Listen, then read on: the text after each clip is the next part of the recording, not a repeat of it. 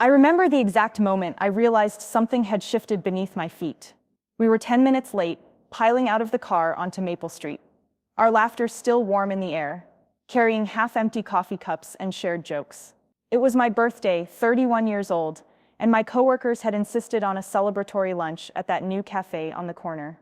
"It's on us," they'd promised, grinning conspiratorially. But as I watched them glide through the door, greeting the hostess by name, I felt a sudden odd prickle of unease I couldn't shake.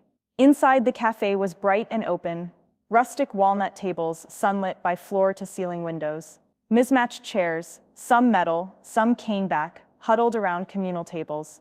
On the far wall, a chalkboard menu boasted avocado toast with pickled radish and house-made ricotta pancakes. It was exactly the kind of place I'd suggested to our office social committee. Local, lively, a hub of the neighborhood. Me, the office's resident community outreach lead, the one who pitched partnerships with every fledgling bakery and cooperative grocer in town. It was my idea to install that huge billboard above the cafe's awning last October. My renowned project, elevating the cafe's profile and cementing my reputation as someone with vision. My coworkers, Jeremy, Lena, Katie, and Sam, pulled out chairs, all bright smiles and warm hugs. "Happy birthday, Jen," they chorused, then sat.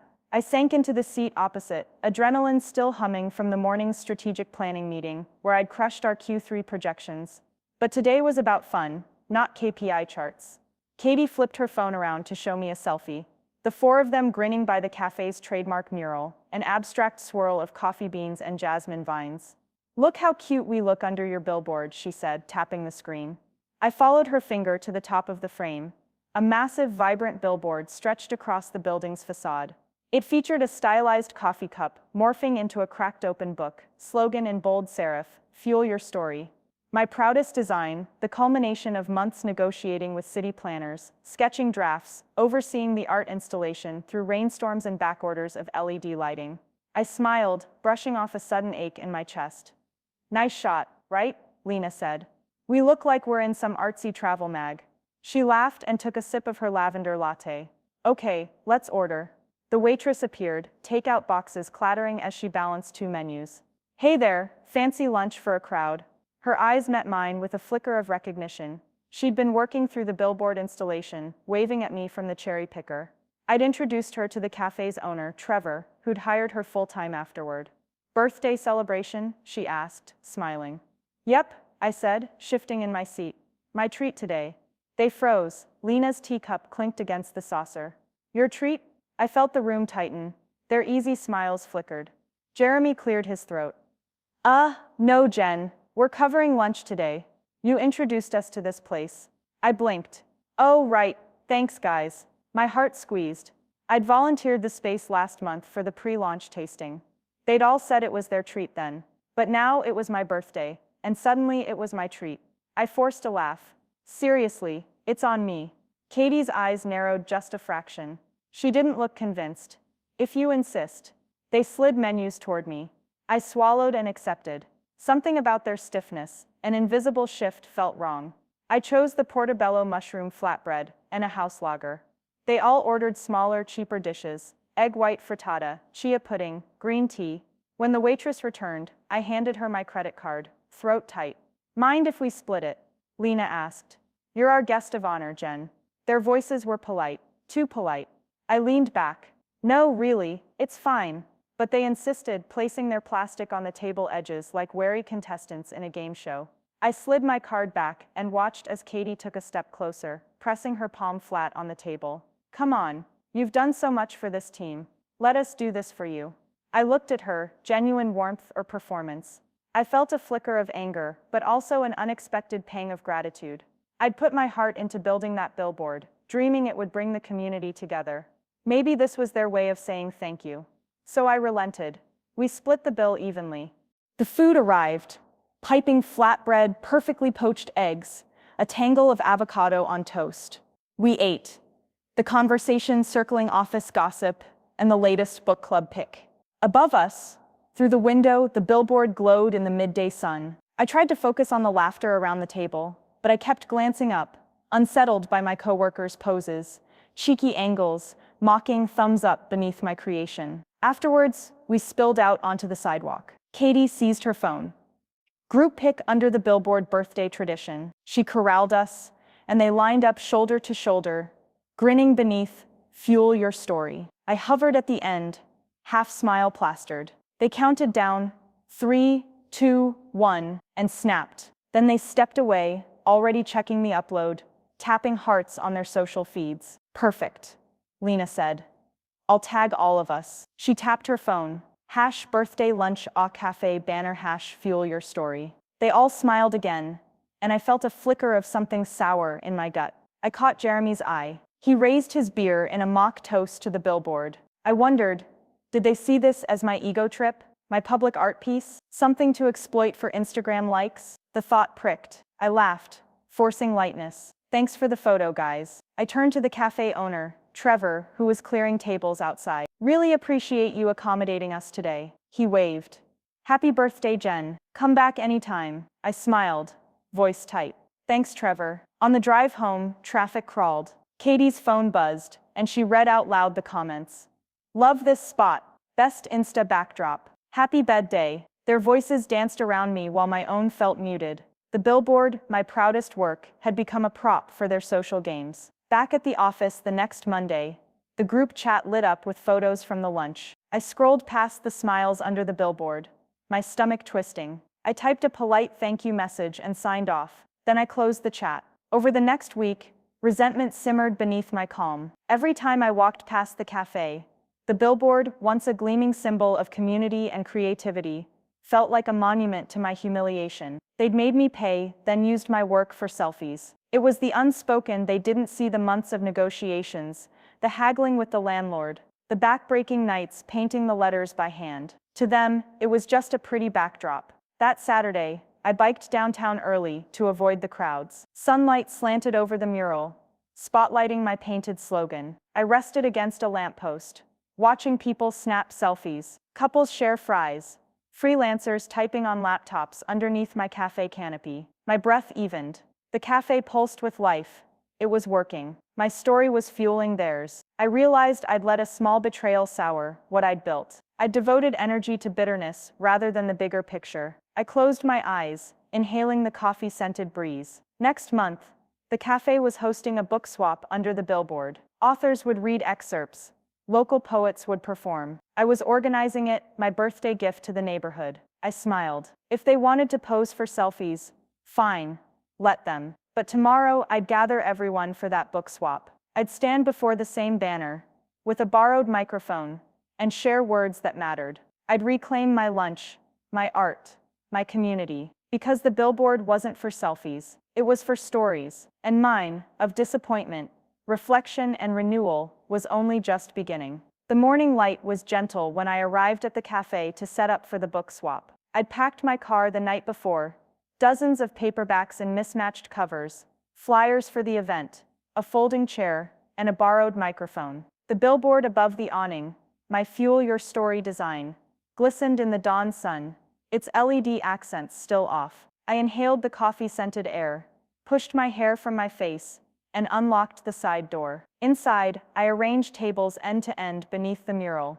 draping each with a colorful tablecloth I'd bought at the thrift store. On them, I laid neat stacks of donated books, children's novels, sci-fi paperbacks, poetry chapbooks, biographies of local activists. At the far end, I taped a large sheet of butcher paper to the wall. What's your story? Leave a note. I placed pens and sticky notes alongside, imagining the messages that would fill the blank page. By 8, the cafe's barista, Rosa, arrived to preheat the ovens and grind espresso. She hugged me. I heard about the book swap. I'm so proud of you. Her warmth refocused me. This was bigger than an office lunch. This was about sparking connection in a place I'd helped build. As sunlight poured through the windows, the first curious customers drifted in, regulars on their weekend coffee runs, freelancers seeking work in rid spots. I handed out flyers. Book swap today. Join us under the Fuel Your Stories billboard for free lunch, readings, and community. Eyes lit up. Some nodded. Some raised eyebrows in pleasant surprise. Around 10, my coworkers arrived. Jeremy with a boxed quiche, Lena carrying homemade cookies, Katie balancing a tray of finger sandwiches, and Sam hauling a battered guitar in its case. They looked sheepish, avoiding the midday crowd. I met them at the door, voice steady. "Hey, thanks for coming." Jeremy shifted, tugging at his collar. "Hey Jen, we wanted to help make up for last week." He offered the quiche. Thought this would go well with today's theme, stories over lunch. I nodded curtly, folding my arms. "Set up here." He placed it on a side table labeled "Free Lunch, Help Yourself." Katie arranged the cookies on a cake stand. Lena laid napkins. Sam slung his guitar strap. They worked in silence, the atmosphere awkward but earnest. At 11, I grabbed the mic, its crackle drawing attention. Under the billboard's emblematic coffee cup-turned book, a crowd gathered, some cafe regulars, some office colleagues, a handful of neighbors I'd never met. The chatter hushed as I lifted my voice. "Welcome everyone to our first community book swap. Today isn't just about trading books. It's about sharing our stories, our voices. This cafe has always been a meeting place. And that billboard up there," I gestured upward, "is a promise that your story matters. So let's make it true." I glanced at my coworkers, all watching. "Feel free to grab lunch from the table, swap a book, and then meet us back here at noon for our open mic reading." A smattering of applause. I thanked Rosa and the staff, then stepped down as Sam took the stage area. He tuned his guitar, clearing his throat.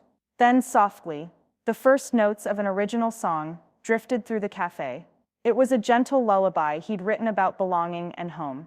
I watched the audience lean in, their faces melting into smiles. After Sam's set, I returned to the butcher paper wall.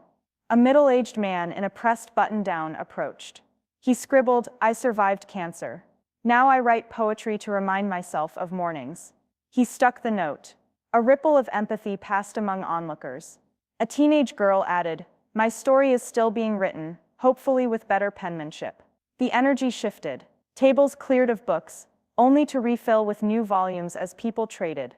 Friends chatted about favorite authors. Strangers discovered mutual obsessions over obscure memoirs. Laughter and conversation, exactly what I'd envisioned. Then Katie tapped my shoulder, whispering urgently, "They're here." I looked up to see Erica and Nolan, my old college friends, entering arms linked, weary smiles on their faces.